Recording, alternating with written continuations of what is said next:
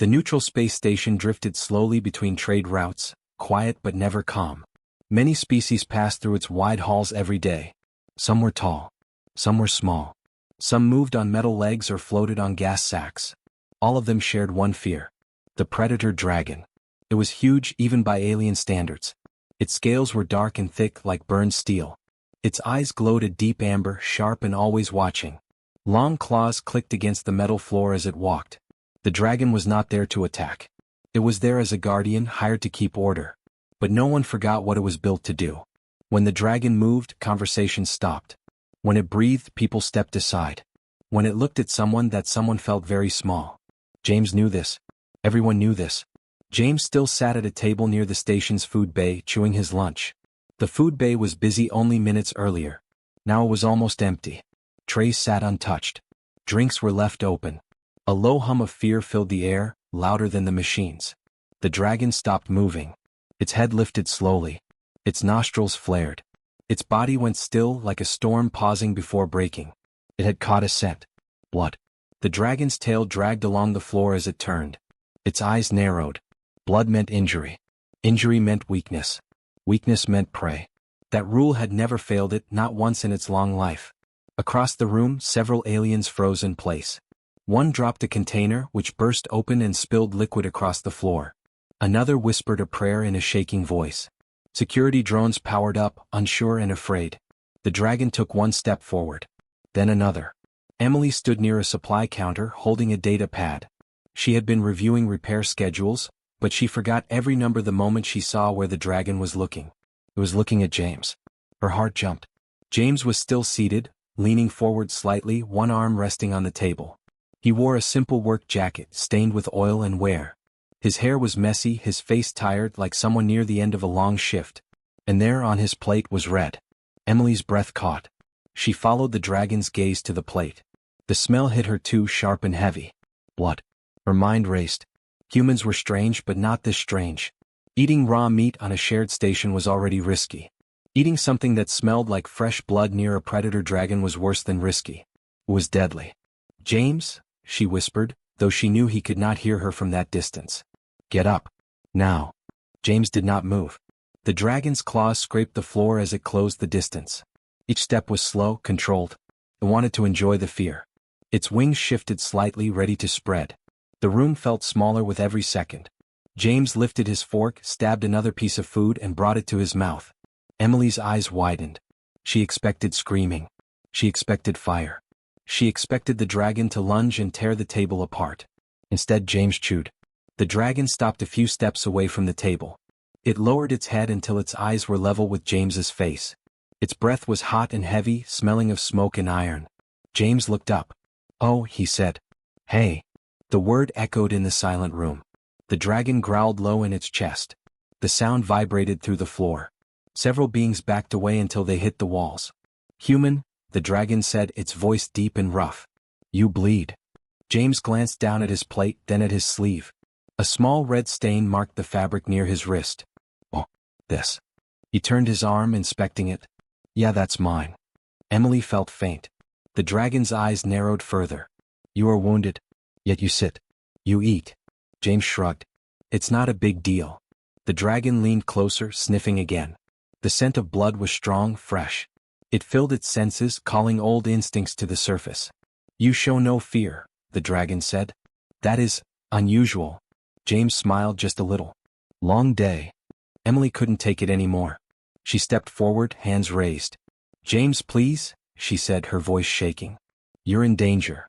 James turned his head slightly. Emily? You're still on shift. She stared at him like he had lost his mind. Get away from the table. James looked back at the dragon, then at his plate again. He sighed. Sorry about this. The dragon's muscles tensed. Fire gathered deep in its chest. Relax, James said calmly. It's only my lunch. The words hung in the air. The dragon blinked. What? It asked. James lifted his plate slightly, careful not to spill. On it was a thick piece of cooked meat, red at the center. Juices pooled beneath it. Beside it sat a small packet marked with human writing. I like it rare, James explained. Gives it better flavor. The dragon stared at the plate. Then at James. Then back at the plate. You consume blood, it said slowly. Well yeah, James replied. Most meat has some in it. This one's just fresher. Emily felt her knees weaken. The room remained silent, every being listening. The dragon straightened slightly. The blood scent is not from injury? Nope, James said. I mean the cut on my arm is from earlier, but it's already sealed. He flexed his hand. See? No problem. The dragon sniffed again, more carefully this time. It separated the scents in its mind.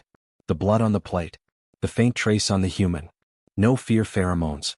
No pain signals. No weakness. Confusion replaced hunger. You sit before a predator, the dragon said. You eat flesh. You bleed. And you do not flee. James shrugged again. If I ran every time something big looked at me, I'd never get anything done. A few quiet gasps came from the watching crowd. Emily slowly lowered her hands.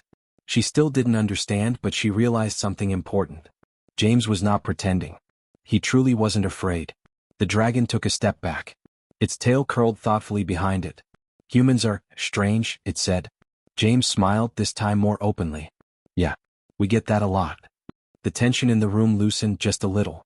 The dragon turned away, its interest fading, instincts unsettled. It resumed its patrol, slower now, thoughtful. Emily rushed to James's side once the danger passed. Are you insane? She whispered. James took another bite of his lunch.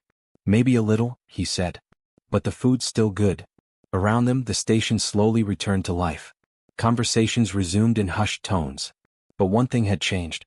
Fear no longer owned the room. And the dragon, for the first time, wondered what kind of species could smell like blood, and still not be prey. The dragon did not leave the food bay for long.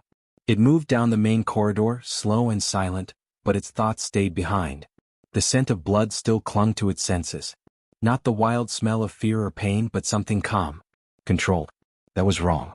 Blood was never calm. The dragon stopped. It turned its head and looked back. James was still at the table. He was wiping his hands with a cloth, stacking his empty tray and sipping from a cup. Around him, others kept their distance, watching as if he were sitting on unstable ground. The dragon felt a pull it did not like. A need to understand. It turned fully and walked back. The sound of heavy claws striking metal echoed through the hall. Conversations died again. Bodies pressed against walls. Lights reflected off dark scales as the dragon entered the food bay once more.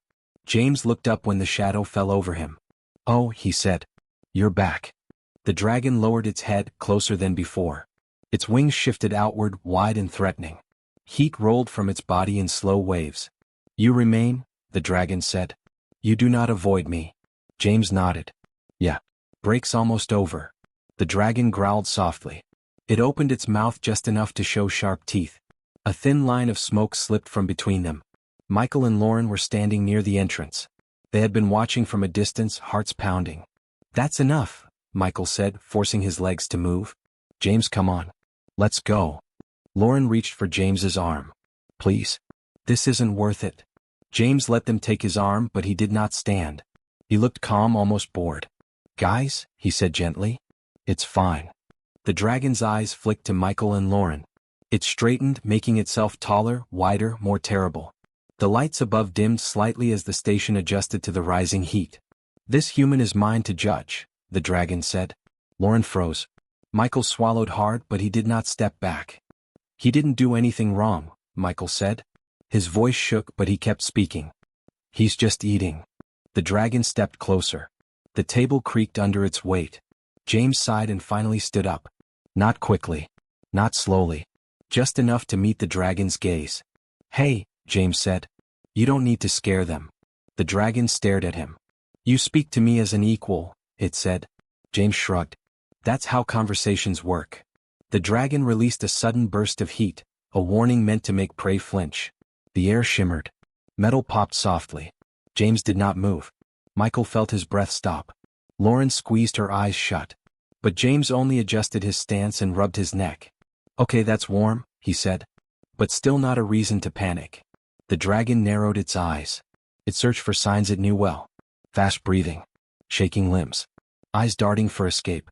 None were there. James's heart beat steady. His muscles were loose. His face showed no challenge, no fear. Only patience. The dragon circled him slowly. Each step was heavy. Each movement meant to crush the human's will. James turned slightly to keep the dragon in view, but that was all. He did not raise his fists. He did not reach for a weapon. He did not bow.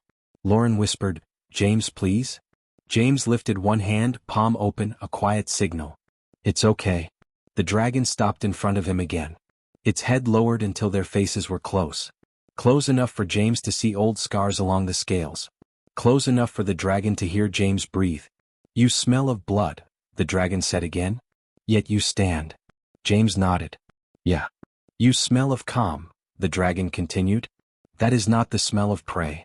James smiled slightly. "Guess that's because I'm not." The words were simple. They were not loud. But they landed hard. The dragon pulled back. For the first time in many years, its instincts did not agree. The human should be afraid. Everything about the situation said so. Size, power, fire. And yet there was nothing to take. No fear to feed on. No weakness to strike. The dragon felt something unfamiliar. Not anger. Not hunger. Doubt. It lowered its wings. The heat faded. The room's lights slowly returned to normal. Michael and Lauren stared, barely breathing. "You do not challenge me," the dragon said. "Yet you do not submit." James scratched the back of his head. "I'm just standing here." Silence followed. The dragon straightened fully and took a step back. Then another. It looked at James one last time, its eyes no longer sharp with hunger but focused with thought. "Perhaps," it said slowly, "I have misjudged you." James nodded. "Happens." The dragon turned and walked away, its steps slower than before. Michael grabbed James's shoulder. "Are you out of your mind?" James chuckled softly. "Probably."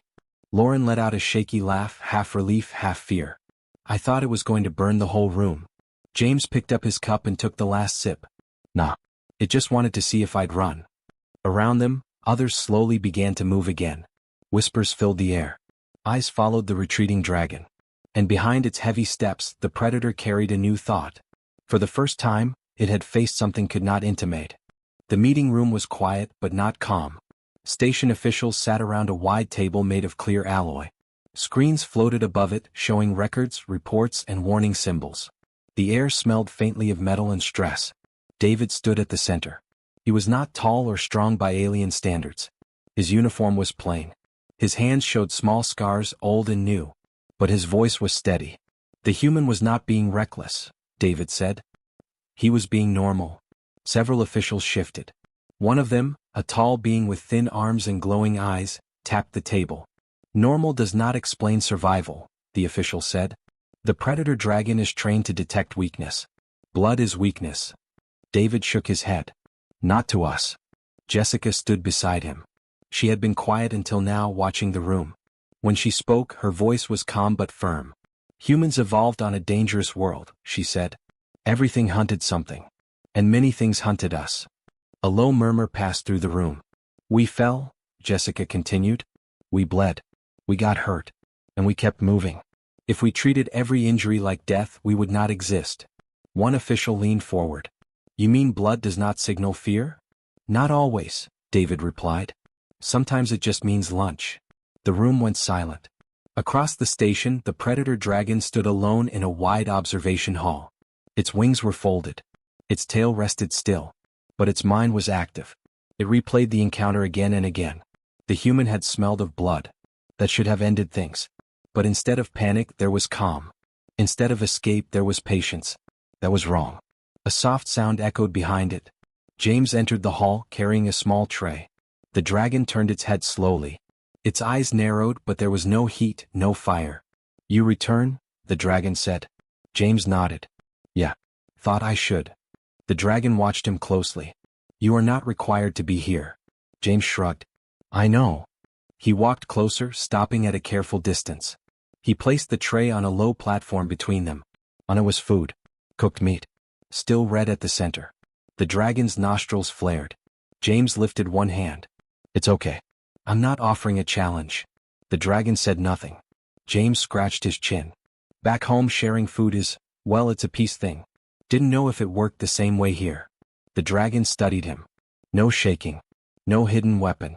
No trap. You offer flesh," the dragon said. "To a predator." James smiled slightly. "Yeah. Figured you might appreciate it." The dragon stepped forward, slow and careful. It lowered its head and sniffed the food. The scent was strong but clean. No fear. No pain. It took a small bite. The taste surprised it. Warm. Rich. Come.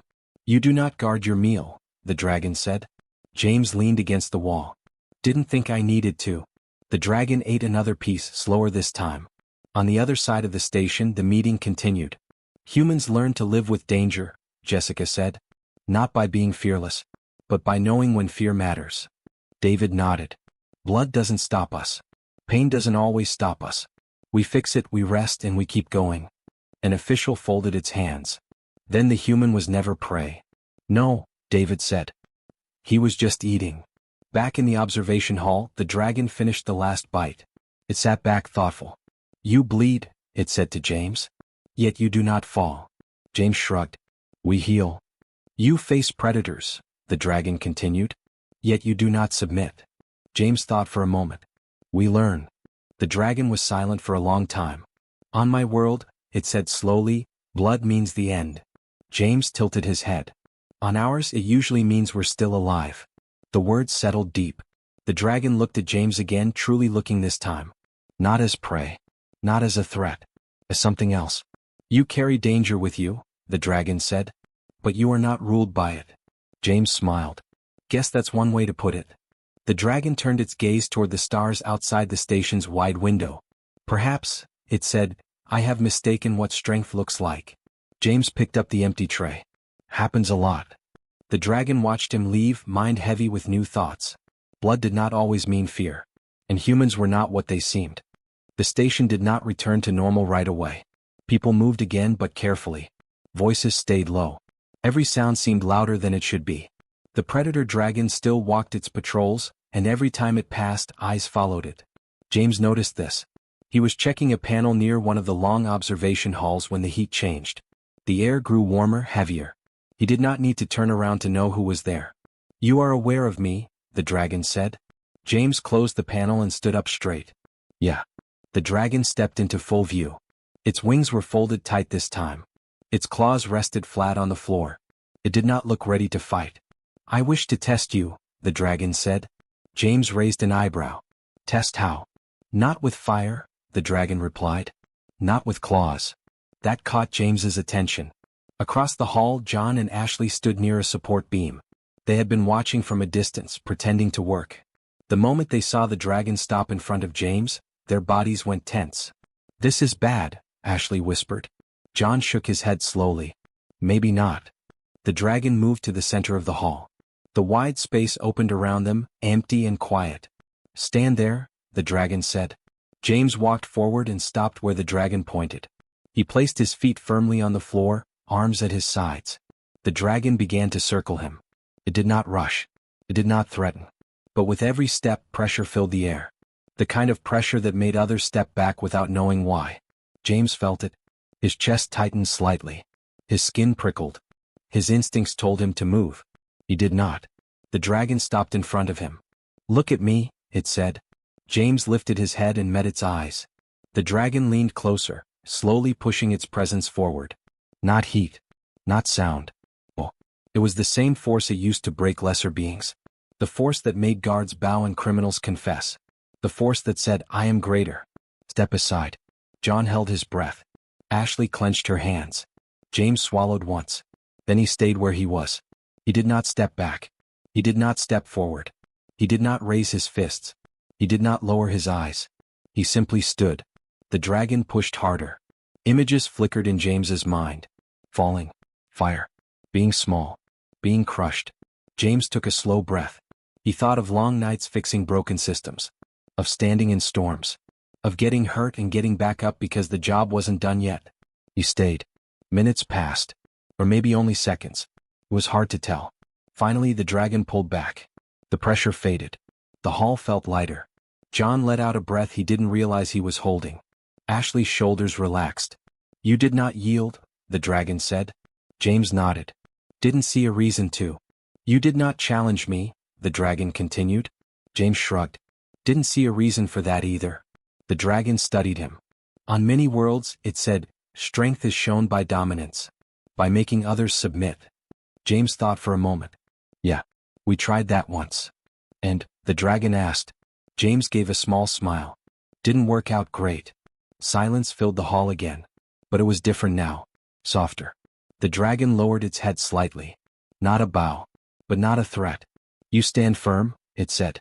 Without force. James nodded. That's usually enough. The dragon stepped back, giving James space. The heat around it eased. Its wings relaxed. Around the hall, others began to move again. Footsteps returned. Machines hummed. The station breathed. John and Ashley walked over carefully. You okay? Ashley asked. James smiled. Yeah. John glanced at the dragon, then back at James. You just stared down a predator. James scratched his neck. I just stood there. The dragon turned away, resuming its patrol. But its steps were slower now. Thoughtful. As it moved through the station, others noticed the change. The dragon no longer pushed fear ahead of it. It still commanded respect, but the sharp edge was gone. People walked without freezing. Voices grew stronger. Life returned. From that moment on, the station felt different. Not because the predator was gone, but because it had learned something new. And so had everyone else. The day the predator dragon left the station, there was no alarm. No warning lights flashed. No guards took cover. No one ran. The dragon moved through the main docking corridor with slow, steady steps. Its wings were folded close to its body. Its head was high but not tense. Those who saw it pass felt something strange. Not fear. Respect. At the edge of the station, the dragon paused and looked back through the wide viewing window. The halls behind it were full again. Traders spoke openly. Workers laughed. Life moved as it should. The dragon remembered a human standing still. It boarded its vessel and departed without fire or threat. Across nearby systems, the dragon spoke. Not in loud warnings or fear-filled reports, but in calm records shared with other guardians and councils. It spoke of a species that smelled of blood but did not flee. A species that faced predators without hatred or hunger. A human does not break when wounded, the report said. Blood is not the end for them. It is often the beginning. The message spread. On distant stations and worlds, officials reviewed the data. Images showed James standing before the dragon. Audio captured his steady voice. Medical logs confirmed the truth. Humans were not fearless. They were practiced. Daniel sat alone in the station's archive room, surrounded by glowing screens. He reviewed the final report carefully. Every word mattered. This incident marks a change, he recorded. Humans should not be classified as fragile or reckless. They are calm under threat and controlled under injury. He paused, then added another line. They do not seek dominance. They endure. The report was sealed and transmitted across Alliance space. Back on the station, James sat where he always did. Same table. Same seat. Same simple meal. A small cut on his hand was covered with a strip of fabric. It no longer bled. He ate quietly, reading a repair manual between bites. People noticed him. Then they looked away. That was how James liked it. Emily passed by and smiled at him. Michael and Lauren waved from across the hall. John and Ashley walked past without stopping, giving him a small nod. No one treated him like a hero. James finished his meal, wiped his hands and stood. He cleared his tray and returned to work. The station needed repairs. Systems always needed fixing. Across the galaxy, the story continued to spread. Predator species adjusted their threat assessments. Councils changed their language. Training manuals were updated. Blood did not always mean fear. Calm did not mean weakness. And humans were not prey. The dragon, far from the station now, watched stars pass beneath its wings. It carried the memory with it. Not of fire. Not of fear. But of a human who stood still. The galaxy learned a simple truth. Humans survived predators not by being the strongest, but by mastering themselves.